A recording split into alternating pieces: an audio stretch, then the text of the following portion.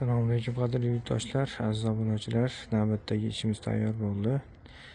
Qorong'i tushib qolishiga qaramasdan video qildik. Chunki bu yerda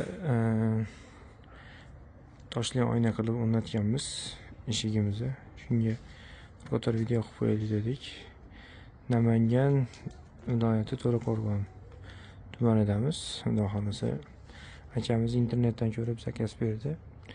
Koreyada ishlaydi ekan, akamizga cho'tki qilib berdik. Toshli oyna yopishtirilgan, oynalariga tosh yopishtirilgan eshigiga xudo xolasa go'zal holatda chiqdi.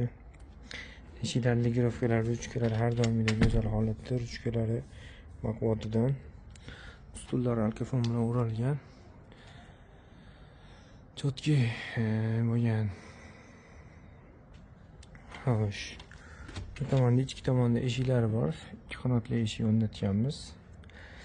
Ichkaridan ko'rinishini bir qator ko'rsatib o'taman. Hali ishimiz hali to'liq bitmadi. Qorong'i tushib qolgan sababli ishimizni bir qator video yopib qo'yaylik deb. Kimga shunday xizmatlar kerak bo'lsa,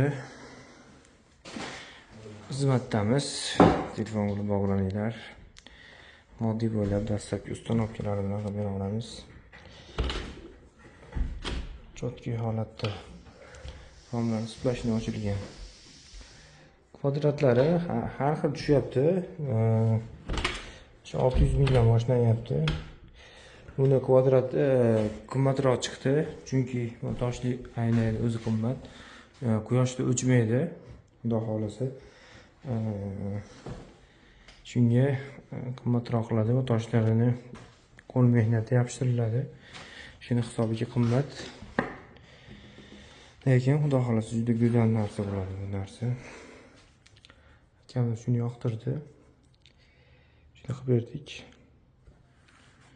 Ishimiz yoqqan bo'lsa bittadan like bosib qo'yinglar, rahmat katta.